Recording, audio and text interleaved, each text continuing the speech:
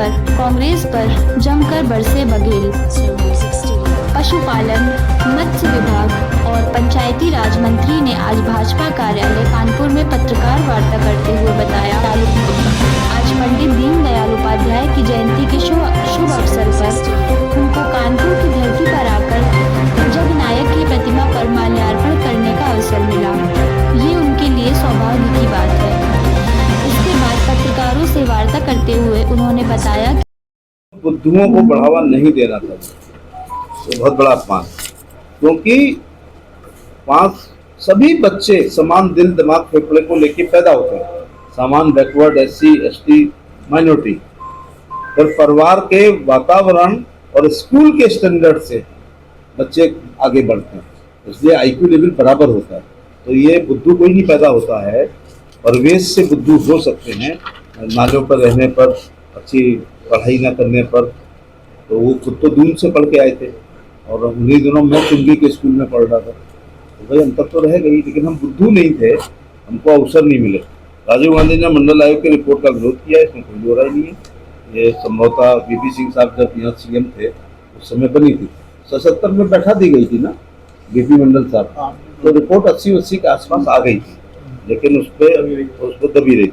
राजीव गांधी ने मंडल आयोग की रिपोर्ट का विरोध किया। 1990 में लोकसभा में आरक्षण का पुनर्विचार विरोध किया कि राहुल गांधी जनता को झूठे भ्रम जाल में फंसा रहे हैं।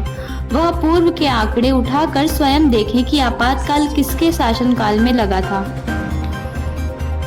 उन्हीं की सरकार के शासनकाल में कितनी बार संविधान में बदलाव किए गए। आज भी बहुत से परिवार आपातकाल का दर्द अपने अंदर समेटे हुए हैं।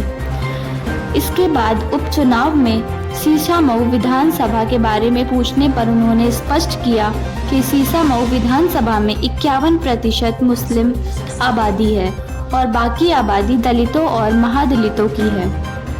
मोदी सरकार कभी भी योजनाएं देते हुए भेदभाव नहीं करती।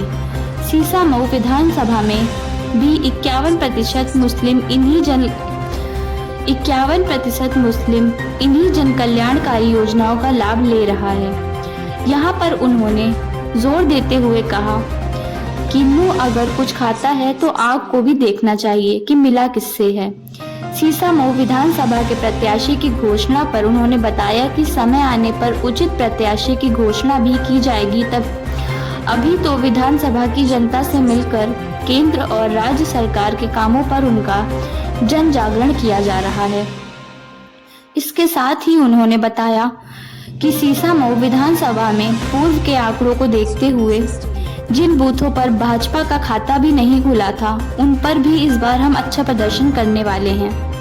इससे पहले भाजपा कार्यालय नवीन मार्केट में मंत्री जी के आने पर उनका जोरदार स्वागत किया गया। कानपुर उत्तर के जिलाध्यक्ष दीपू पांडे और दक्षिण के जिलाध्यक्ष शिवराम सिंह के साथ सांसद कानपुर नगर रमेश अवस्थी भी मौजूद रहे।